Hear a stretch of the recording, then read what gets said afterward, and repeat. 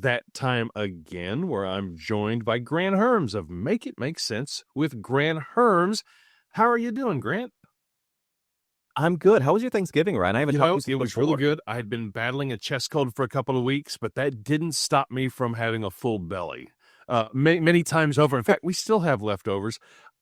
I won't say that some of the food isn't iffy at this point, but it was really good. Ate a lot of food, got to see family, watched a lot of the parades, Macy's Thanksgiving Day Parade. How was your hmm Thanksgiving?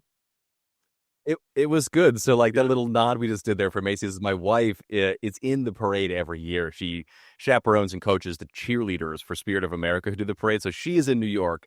I was here in Detroit, but Detroit has the oldest Thanksgiving parade in the country, and it goes right by the front of my house. I live like right in the main drag. So I had some friends over and their families over. We had donuts and coffee and cider, and we could just stand out on the porch, watch the parade go by. And when you get a little chilly, you could come back in, and it was a perfect day. And then spent the rest of my day with some friends and their families. It was very Love it, nice. and the weather feels holiday-ish now, which I think is a good thing. I mean, in Detroit, I expect that, but in Oklahoma, we were still hovering around 75 up until a couple of weeks ago. Yeah. Yeah, I was gonna say I was a little late jumping on today because I had to get the layers set up because it was like in the single digits this morning, and I had to make sure my space heater wasn't gonna burn down the lights over here. Oh, totally get it. I gotta have a good space heater. Well, we haven't Yeah. talked in 2 weeks, and for those of you who are just joining, my name is Ryan. I curate a daily local news recap called Oklahoma Memo. You can sign up at oklahomamemo.com. It's one email a day, Monday through Saturday now, where I basically set you up with the headlines of the day. I'm not reporting the news so much as I'm pointing you to vetted, verified newsrooms, the real deal, the journalists doing the work on the ground. And part of that is having conversations with journalists like Grant. Grant, with whom I worked at News 9. He's doing this nationally now with Make It Make Sense. And that's what he does. He makes the big, broad national topics make sense to folks like you and me. And most of what we're going to talk about today hasn't really happened over the past 2 weeks so much as it's happened this week. It's just been a huge week. And we could go one of two ways. We could talk about Pete Hegseth nationally, or we could start in Oklahoma with the Samantha Fulnecky case. Choose your adventure. I think let's start with the Samantha Fulnecky case because that right now is going to be a bigger national story. It's been overshadowed by the Pete Hegseth stuff this week, and which we'll obviously talk about. But the Fulnecky thing is sort of simmering under right now, and as it continues, it is going to balloon out. And I don't know what the next step of that's going to be, what it would have to be. Maybe it's the president saying something about this. This gets onto his radar somehow through someone like Erica Kirk, maybe, the now head of Turning Point USA.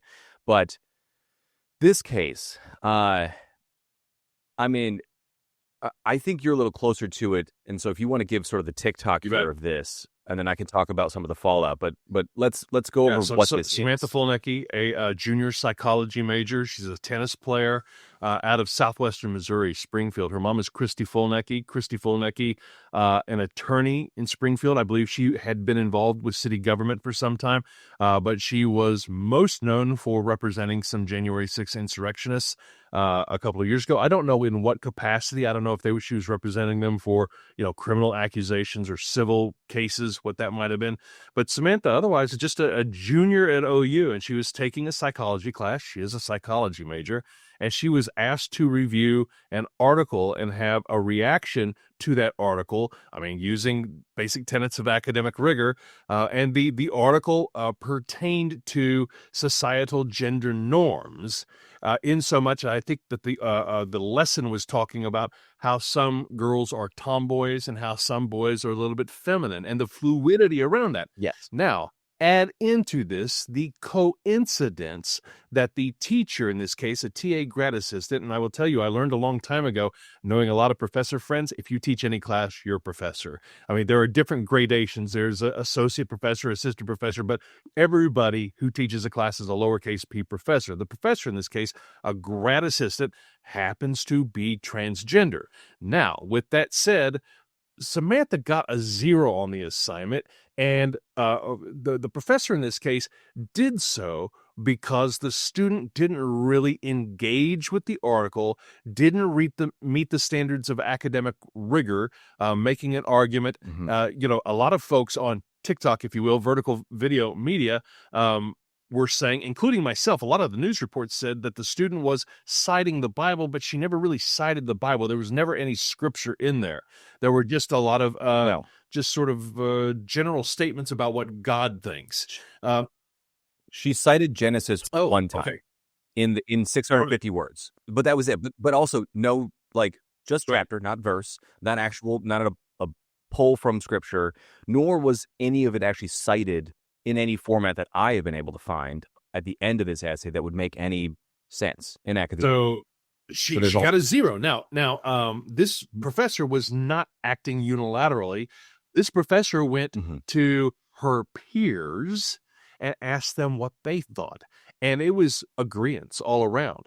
And it wasn't just a 0 with no notes. We say 10 out of 10, no notes. There were lots of notes in this. And there was a lot of what I think was pretty fair willingness to help the student move the work along, saying there are ways that you could make this work. But instead of engaging with that process academically, Samantha decided to reach out to Governor Kevin Stitt, former state superintendent Ryan Walters, the president of OU, Joe Harris, and her mother, Christy Fulnecky.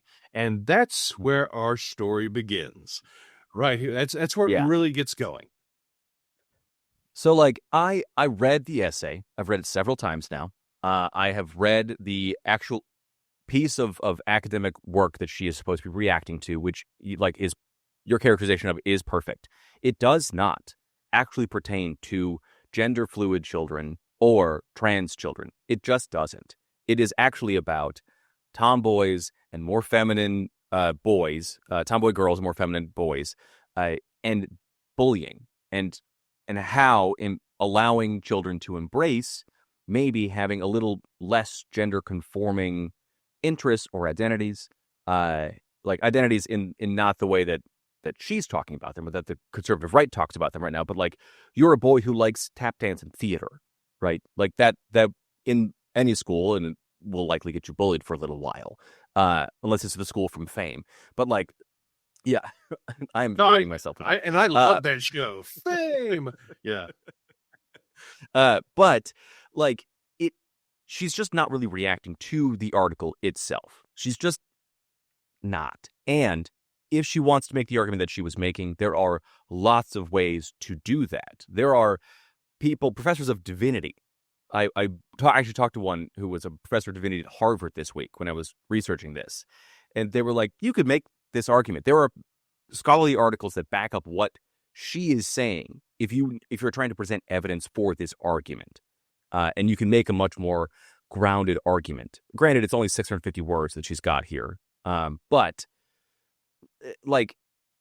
you and I both work with words. It's not a well-written thing. There is to me, in this writing, a clear aim to provoke. Right. And that is what this feels like. And there are lots of things, and I think one of the things on a political operation standpoint, this really does feel like, to me, the way that things like Turning Point USA and Moms for Liberty, it's how they operate. It's strange that Fulnecky as a junior is in this level of a class. She is a psychology major. I don't know when she switched. She might have switched, and now she's got to go back and do a bunch of early level courses. That's entirely possible. It doesn't seem to be the case. I haven't read that anywhere yet. It's odd that she also is in this class, but then chose just this time slot with this TA, and then has pretty immediate access to the governor of the state of Oklahoma, and able to get this in front of him, to Ryan Walters, to the president of OU, and then the connection with her mom, who also has a connection to Moms for Liberty. This is how they operate. This is how these things work, because on one end of it, they need to pick and choose their targets to make these arguments viable and to make these national firestorm cases firestorms. They've got to work in a certain way. It also helps that she is a pretty OU student too. That also is a thing. It also helps that she's a woman. That is also a thing here. This would be less compelling if it was a guy. And Turning Point and knows that. But it isn't out of the realm possibility that what they're trying to do here is angle for some sort of Supreme Court case about academic freedom or freedom of speech on college campuses, which has been a huge bugaboo for this administration and for Turning Point USA for a long time, which in a roundabout way actually has a chilling effect on academic freedom for universities to teach actual information to students if they are constantly worried about getting on the wrong side of a student who is going to do something like this. I'm not 100% accusing Fulnecky of this. She could have written this thing in good faith and then gets a 0, gets her mom on the horn, and this thing explodes because her mom is a well-connected attorney. But this is how I thought, it's as I read some quotes from Christy Fulnecky, she's taught her kids to stand up for what they believe in. And, I've just give Samantha the benefit of the doubt that, she knows that if she wants to be heard, there are a lot of times when I felt wronged that I'm like, I'm going to shout this from the mountaintops because it's something that I firmly believe in. So, I mean, we'll see what becomes of this, but there are a couple of things that I've been thinking about, Grant, that really disturb me in terms of the norms that this could be changing. And one of them has already changed for a lot of years, and that's colleges treating students as customers. Students are not customers. They are students. Right. I read a piece from the president of the National Association of Scholars, a guy named Dr. Peter Wood, I believe, or Gary Wood. There's something. Yes. But anyway, I lined it out in a Substack piece where he talked about the hierarchical relationship between students. Students have to sort of humble themselves in front of the expert, but also the expert needs some humility to understand that the student is coming to them for information, and that relationship really thrives that way. Too many people I've heard from on TikTok and Facebook and Instagram this week are saying, she's paying the tuition, she's the customer. And you and I talked about this beforehand. College cannot work that way. That is an existential threat to higher education. It's an existential threat to higher education and also ideas in general. If in a place that is built to teach people ideas, to challenge their ideas, to force them to back up their ideas with evidence, because there was one thing in this where Fulnecky said that she wasn't told anywhere in the assignment that she had to back up what she was saying with evidence, which is to me where I found this thing disingenuous, right? Which is where I kind of stopped giving her the benefit of the doubt. You're a junior at a premier university. You know that you have to back up your arguments with evidence, regardless of what the assignment is. But like this idea that we can make education a corporation and that actually the educators are answerable to the people paying tuition because that pays their salary, although in a lot of higher ed places that's actually not true. Those salaries get paid in a myriad of ways, and it's not just tuition, even though tuition is as expensive as it's ever been. This thing, though, is the like microcosm of an overall movement. You get it from people like at OCPAC, which is the Oklahoma Conservative Political Action Committee. Right, that's still it's like constitutional. It's something a little it's a little different. Yeah. But OCPAC essentially. Yeah, like them, but also like Turning Point USA and like the current Department of Education is trying to really move into a space in which we can fully privatize education, and that changes the nature of how education works. It changes how people are educated, and it changes the way that ideas are understood and communicated to students and children. Because also we're talking about high school students and teenagers. We're not just talking about 20-something college kids at, Oberlin or whatever, right? It's not like that. So this is a really interesting moment and will be likely a test case if Fulnecky's case doesn't fall apart at some point. But there's a good chance that this goes through a court system and they're trying to line up something that looks something akin to a Supreme Court case, because those cases are picked so carefully because they need to be ironclad for the people bringing those cases. So they have standing, which means you actually have a reason or a right to be in front of a court because you're being harmed in some way. And that has to go through the court process, and that takes a long time for these things. But if they can make Fulnecky's case airtight here, they might be able to get in front of the Supreme Court, either at the state level or the national level, because also the National Supreme Court, who also is on the side of people like Fulnecky, could pluck this out of obscurity and make this a thing. So if it's not airtight, they won't do that.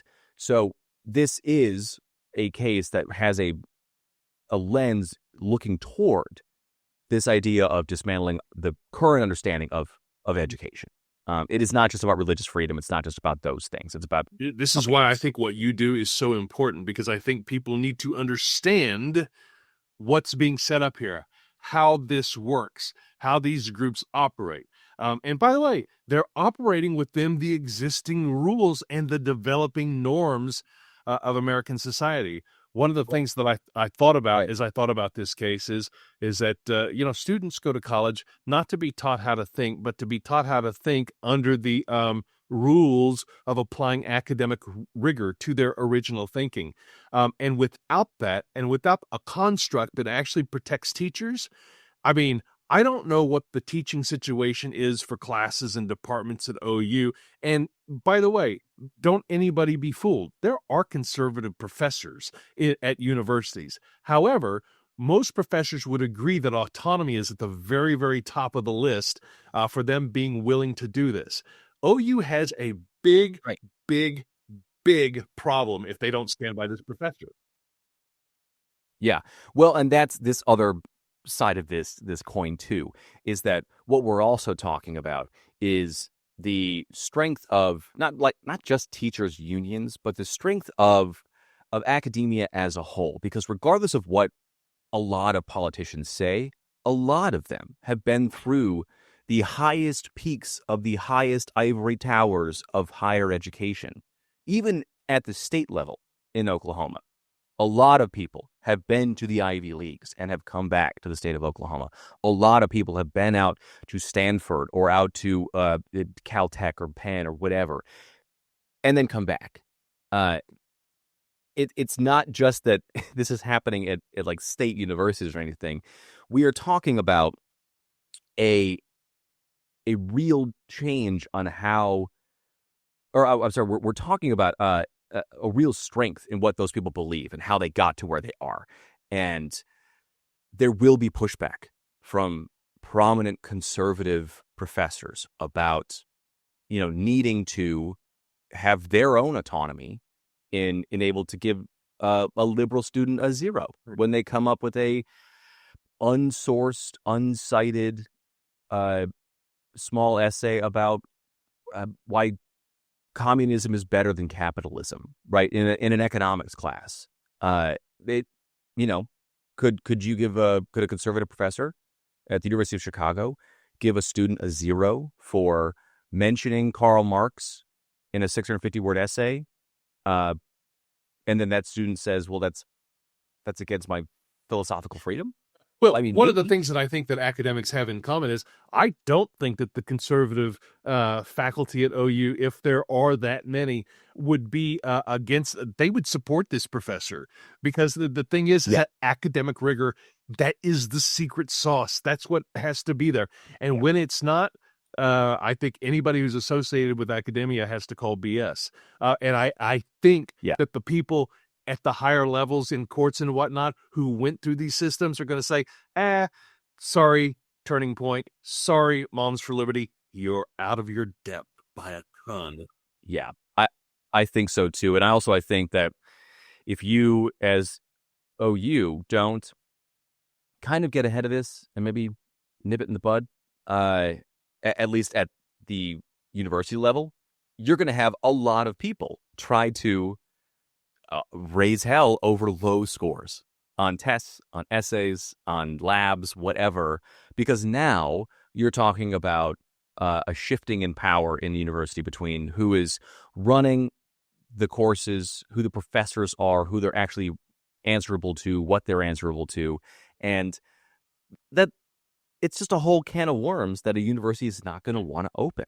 And not a singular university. I had some conversation with some folks in the journalism space this week saying that we need a NATO for news.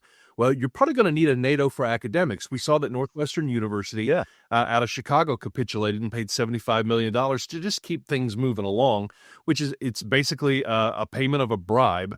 And Scott Galloway on the podcast, the Pivot podcast, has long said, he and Kara Swisher have said that really what universities need to do is develop this sort of union where one helps the other fight it every time. And I just think this is a situation where academics are going to need to stand up for each other. Yeah, that's sort of happening. There are some universities across the country right now who are doing that a little bit. A lot of that has to do with sharing data and information that they have. I wrote about this earlier this year, like very early on this year, about how a lot of like university librarians are working and have been working to retain data that the government has that they are partners with because we're losing so much of it. And so some of that is happening right now. But when we're talking about funding, we're talking about legal help in something like this. It's hard to build that coalition because so much is wrapped up in individual donors. It's wrapped up in individual identities of alumni with these universities that it's hard to have some sort of NATO or EU of of universities. But it does appear to be needed if this is going to be the kind of thing. If universities one by one are going to try to get picked off by political crusades, again, like not necessarily saying Fulnecky is one of these things, but it certainly feels like if she's not actively angling for this, someone like Turning Point USA is going to 100% thing. They might take sort it from of the accidental Fox contributor. I mean, it's just sure. I mean, maybe. I mean, she's also doing a speaking engagement tonight, right at the Oklahoma Historical Society with Ryan Walters and this would be her third in a row. 2 nights ago, she was with OCPAC. Yeah. Thursday night was with Turning Point. So I don't know. I think her schedule is full now. Right, probably is. So is. So yeah. So that big story in Oklahoma, big story nationally, and I've been following your work about this week because it's helped me understand it. Is our Secretary of Defense, Secretary of War, Pete Hegseth, and the situation regarding the drug boat killings. We're not engaged in conflict. And now there are some, right. I see the headlines on Drudge Report, war crime. So I'm like, what is going on there? And what have you learned about Pete Hegseth that informs all of this? Yeah, it's been a really bad week for Pete Hegseth. Maybe his worst since his confirmation hearings when the allegations of rampant drunkenness and cheating and potentially assault came out. So what's been happening since September is the United States has been engaged in missile strikes on alleged drug boats that they believed were coming from Venezuela to the U.S. We don't have any proof most of the time that that's exactly what's happening, that there is a non-zero chance that these boats are fishing boats filled with people, because that's how people on fishing boats who fish in the Caribbean do their work. So there's been a lot of questions about just how legal any of this is, because if they are, in fact, drug boats carrying bricks of, in the president's words, fentanyl, which I'll talk about in a second too, to the United States, they still have due process rights. We can't just bomb them. It is unconstitutional for us. It is against certain international law and treaties that the U.S. is still a part of. Although you talk to Hegseth, he might not want that anymore. I'll talk about that too. So there's been a lot of questions about the legality here of this. The morality of it is a different conversation that people are also having. But on a legal front, it's pretty questionable. From an overall operations standpoint, it also doesn't make sense that we're targeting these boats for drugs. Most of the fentanyl trade globally that comes into the U.S. comes from China, or it comes up through Mexico. So it comes from the Pacific. So we are not bombing boats in the Pacific as much as we are in the Caribbean. The focus has largely been on the Caribbean. They expanded it to the Pacific for like a week. Are there ulterior reasons that President Trump may want to be focusing on the Caribbean? I've heard oil. Salazar, Representative Salazar from Miami, Republican, was on Fox Business last week and basically said fighting with Venezuela is a windfall for American oil companies. Just straight up said, we are doing it for the oil. And there are a whole host of other things that we'll go into that I'll talk about here in just a second, because also the president has said that these drug boats could also be carrying drugs like cocaine up from Venezuela or Colombia. Also, his own DEA is like, that's actually not how cocaine gets into the United States. It gets in through Colombia, through Mexican channels, and like 8% of all cocaine traffic from South America comes up through the Caribbean, which is an insanely low number for how many strikes we're carrying out. So we're not really focusing on the better places of this. On top of that, on Friday last week, the president pardoned a former president of Venezuela who had been convicted of basically creating a cocaine superhighway in the United States. Like, it was convicted of funneling at least 400 to 500 tons of cocaine into the United States. And the president pardoned this guy because they said it was a CIA setup job under Joe Biden. Which, like, if you're running a war on drugs in the Caribbean out of Venezuela, you're not going to pardon the dude who said, shove the drugs up the noses of the gringos. That is a quote from his sentencing. This is all exactly opposite of what he says he's trying to do in Venezuela. And right. You know. Yeah. And like, what it is that guy is just more friendly to Trump than the current dictatorial president, authoritarian leader of Venezuela, Nicolas Maduro. They are both bad guys, to be clear. But Maduro is not willing to work with Trump when it comes to things like oil. JOH, the other guy, is. So, and he's got a pardon now, so Trump's got a thing over him. So, there's that. What we're talking about with Pete Hegseth, though, is that because we're running these operations in the Caribbean, on September 2nd, it was one of the very first strikes.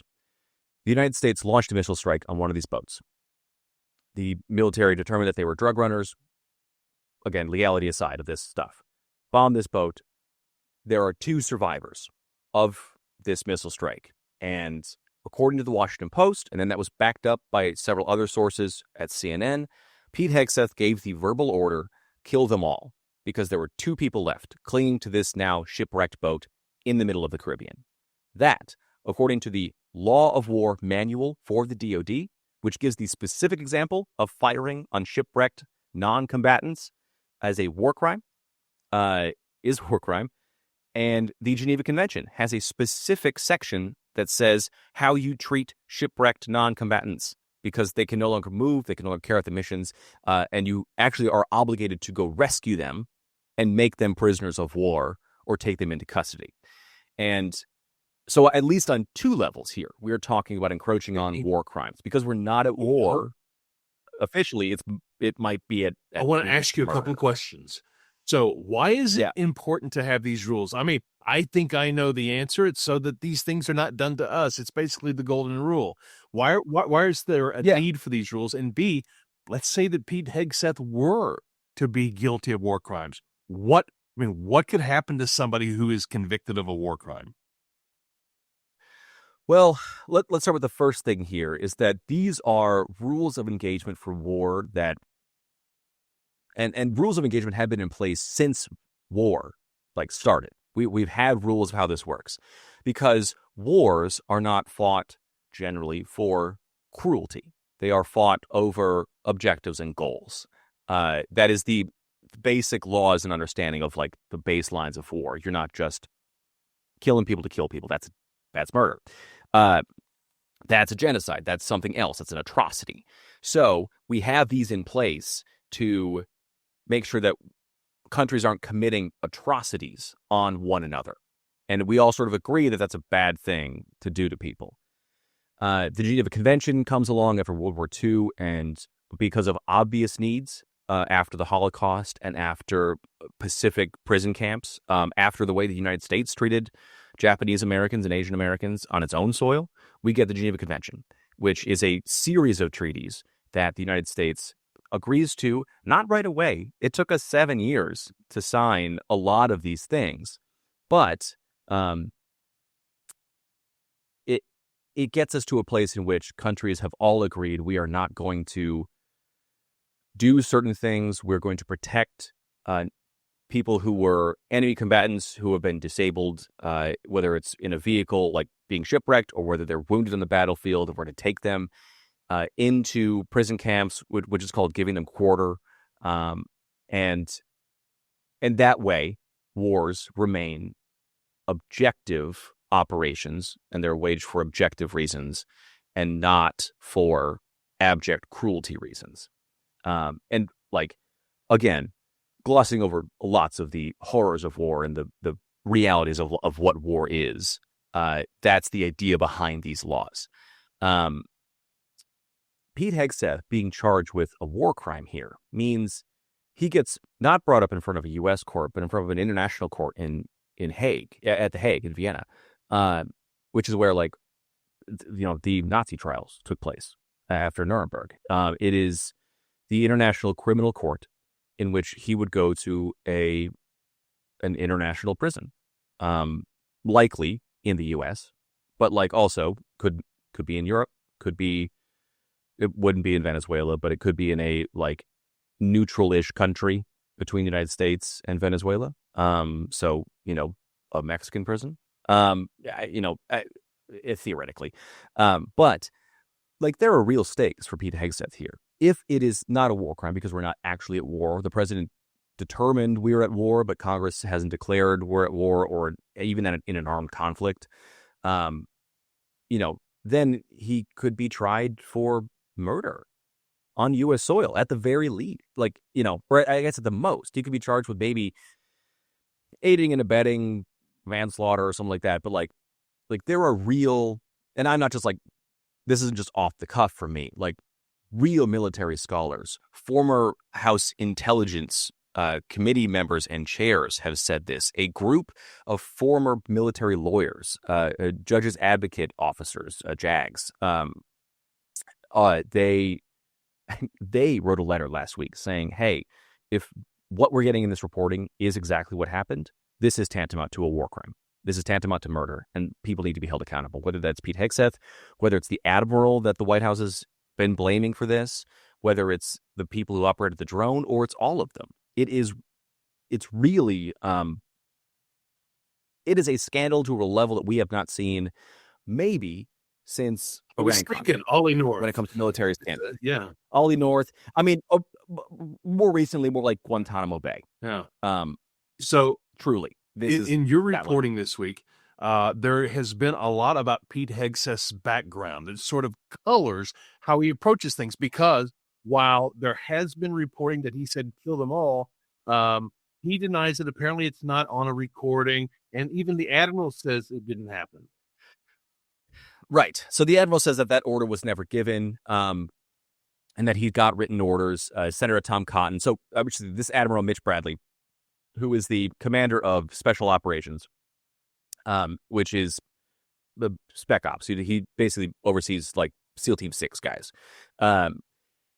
He had 2 closed-door meetings yesterday, so Thursday as we're talking, with the heads of the House Armed Services Committee, both Republicans and Democrats, and the heads of the Senate Intelligence Committees, both Republicans and Democrats, along with the Joint Chiefs of Staff who were in this classified closed-door meeting, and showed them the video of this, and people walked up pretty stunned from this. I mean, Tom Cotton said that Bradley was given written orders for this, and no kill-them-all order was actually given. More than a half dozen sources at this point who were in the room for this have said that Hegseth said that. But at least one Democrat, Jim Himes, who was a kind of a no BS dude. I mean, he grew up as the son of a UNICEF diplomat, basically, and is somebody who lives this life of understanding how these things work. Said it was the most disturbing thing he's seen in public life. And it was very clear that you had 2 people clinging to this boat, that could not go anywhere. They were potentially radioing in for help, but Bradley, the admiral, said that, well, we actually think they were trying to continue their drug operation, and so we fired again. Now, if Hegseth gives this verbal order to kill them all, that's not going to end up on a record somewhere, which is why it was important that it was a verbal order. The interesting thing, too, is that as this has been rolling this week, the Pentagon said, the Pentagon's deputy press secretary said at an official briefing that these orders go through the secretary and the president. And so in what I think she was supposed to be doing, which was to shifting the blame onto Admiral Mitch Bradley, which is what Hegseth and the White House has been doing. They've been saying Bradley had full authority to do this, and they stand behind him 100%, but he's the guy who carried out this order. So if there's something wrong with it, it's on Bradley. And I think that's what Kingsley Wilson, this deputy press secretary, was supposed to be doing, but instead said that these orders go as high up as the president, which was, frankly, an admission that blew through people this week because there's kind of no Pentagon press corps anymore. But Bradley goes in, has this this meeting with these two groups of lawmakers, and comes out, and there are still two active investigations in the House and the Senate into what these strikes are. We'll see what happens here, but it does not look good if you're so I Grant, I enjoy animal videos, the nature videos, and Wild Kingdom from back in the day, and I know that lions, that there's a certain part of their nature. Ducks, they waddle, or penguins waddle. There's a lot in Pete Hegseth. I've just read your piece about this, and is Pete Hegseth's time at the Minnesota Army National Guard, and is. Right, sorry. I lost my train of thought there. I got the second question here. Pete Hegseth's nature. Tell us why Pete Hegseth giving an order to kill them all actually does make sense. Yeah. So Pete Hegseth has a long history of advocating for making it easier to commit war crimes and advocating in support of people who have been accused of, convicted of, or admitted to committing war crimes. He starts by his first deployment as a member of the Army National Guard out of Minnesota to Guantanamo. He actually did a couple small tours there.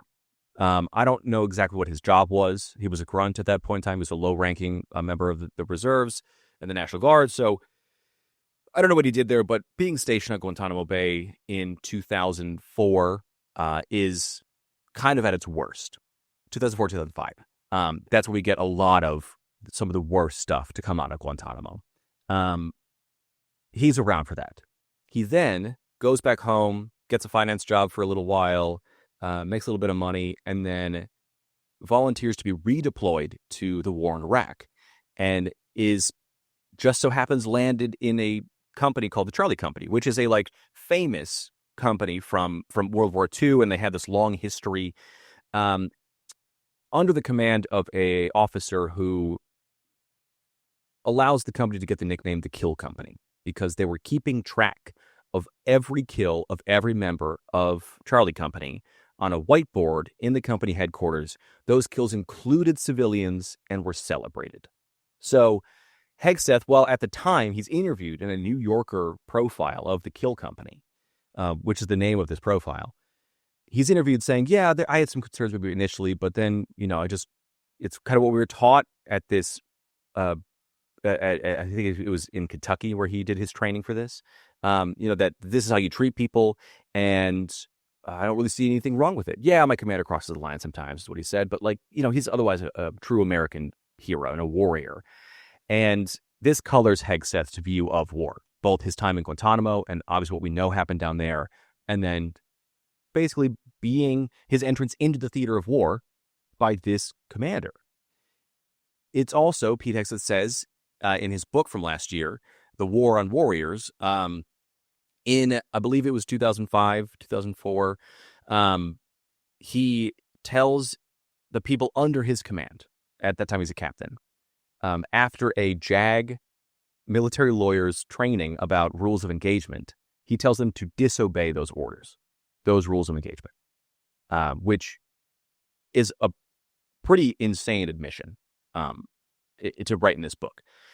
And And that doesn't end there. So he leaves the military.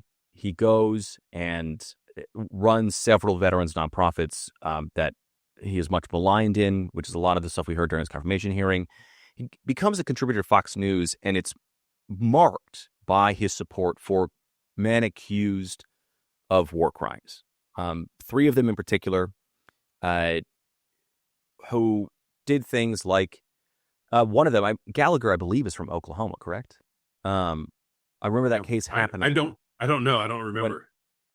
I can't remember. I don't want to say that exactly, but I remember that was happening when we were both at News 9, and I remember that being a thing. I was working with like Alex Cameron on some of this stuff, but like he's supporting 3 guys who had all been accused or convicted of. And the one I remember mostly, the story was Bahana's son. If you remember that, yeah. So, yeah. But I don't know if that was a war crime. He was just convicted. But he was eventually, Yeah, I think actually it was Behance that I was thinking of, but like Gallagher was also caught up in that because it was a similar thing. But like these are guys who ordered I'm sorry, I should back up. The thing with the kill company is that just after Hegseth leaves, there is actual war crimes committed by the kill company. They release prisoners and to only shoot them in the back as they run away. The guys that Hegseth supports here are people who ordered the killing of civilians because they thought they were enemy combatants. He supported the guy who mutilated the body of a teenage POW and then posed with a picture of it. That was Gallagher. He supported people who committed other various war crimes and then later admitted to it. And that marks his time in the military and his support for this. And then he gets into Trump's ear to pardon these people accused or convicted or admitted to committing war crimes. And Trump does pardon them and reinstate some of their ranks, including Chief Petty Officer Gallagher. And that is what Hegseth is. His whole time in the military is based on this thing, this zeal for what he says is untying the hands of our war fighters, is how he puts it. But it's abdicating for making it easier to commit war crimes and saying that these people aren't bad people. As a whole, I mean, I don't want to put a blanket condemnation over the people. Sir, I would have to think that for most of the rank and file, this isn't a good thing. They're not necessarily they're not going to support this. I mean, I have some gung-ho folks who might, but I would think mostly they'd be like, we should not be committing war crimes. Right, exactly. And like Hegseth has said frequently, he thinks that the rules of engagement, so that law of war manual, is too strict. He has said that he thinks the Geneva Convention is outdated and restrictive. When I asked the DOD about whether or not he was advocating for maybe pulling out of certain portions of the Geneva Conventions, they couldn't give me a straight answer on that. So I don't know. And I agree with you. Most rank and file, most members of the military don't want this. They're not there to do this kind of thing. They're not these people. But it is something when it comes from the person who is the civilian head of the military. But this is how Pete Hegseth understands war, is that these things are not just par for the course of acts of war, but are necessary and just. And it is a pretty big departure for at least the Secretary of Defense to say things like this. And obviously, there is a long tail history of the United States having problems with these sort of atrocities and running afoul of these kinds of things. I'm not denying any of that. But to have Pete Hegseth say these things, it also would make sense that he would also give a kill them all order. So, yeah, bad week. Right. And I would encourage listeners and viewers to go to the MIMSPod Substack, Make It Make Sense with Grant Hermes Substack, where you can read all about it. The video is out there. Is there anything immediately that's next for Pete Hegseth, or do we just see how this story unfolds? We'll see how this story unfolds. Like I said, those investigations are happening in the House and in the Senate. He's also got another scandal he's got to fend off right now, which is this brand new Inspector General report that came out about Signalgate, which happened way back in March, where he, the Inspector General and the report of this concluded that he shared what would have effectively been classified information over a non-secure channel to a bunch of people that might have put American lives at risk, service members' lives at risk. And so he's got to fend that off. He said it was an exoneration. It's not. So he's got two fronts here. And we're coming up on the end of the year. And it's important to note, too, that we're going to start to hear rumblings out of this White House, as you would any White House, about people maybe leaving their jobs because the pace of the White House of any administration in its first year is so breakneck that people flame out. And you really only get a year out of, these members, these cabinet members. So there's usually an end of the year cabinet meeting in which the president asks for resignations and members will offer them or not offer them. It's not unlikely that these kinds of headlines, which are the wrong kinds of headlines for Pete Hegseth because they steal thunder from Trump, that Hegseth just quietly resigns. And I mean, it won't be quiet, but like he submits his resignation and, tries to step back. That's totally possible here in the next 30 days. Will it happen? I don't know. But it's not unlikely. So there's also it'll be very interesting because I can't imagine a situation, especially if a Democratic president is elected in 2029, that Pete Hegseth doesn't have to answer for what's going on here, allegedly. Yeah. A lot more detail. And I know that along the way, not just 4 years from now, but even next week, folks will be able to keep up with it on the Make It Make Sense podcast and Substack. Is there anything in particular that's different from all this that you've got going on in the next 7 to 10 days?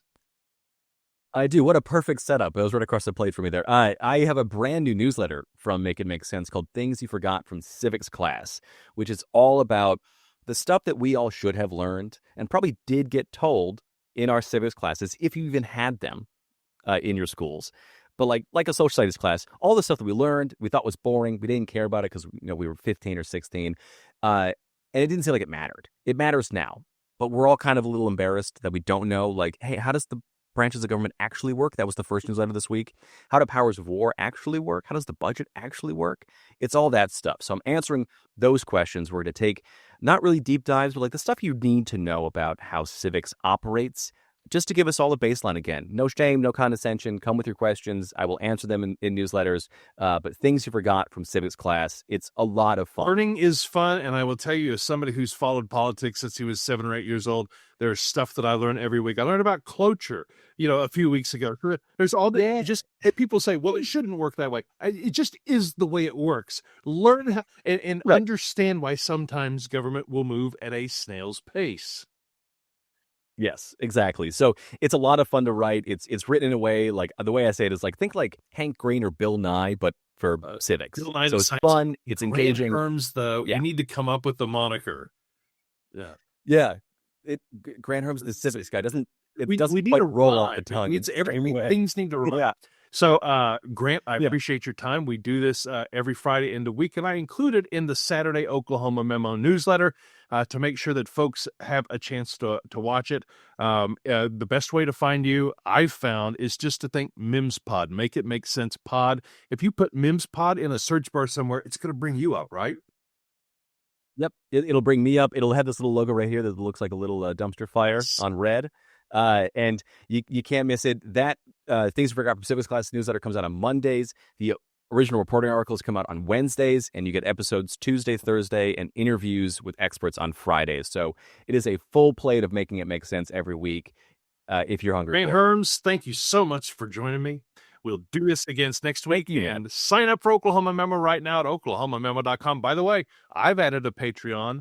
I'm starting to get more active on Substack, and I know I buried this at the very end, but I actually wrote a piece, and I know you're a subscriber. Go out, and I would love to know what you think. I wrote about the Samantha Fulnecky situation and its sort of danger to academia. So it's out there for those of you who are paying customers of the Substack to do that. Until next week, Grant Hermes, thank you so much. As always, Ryan.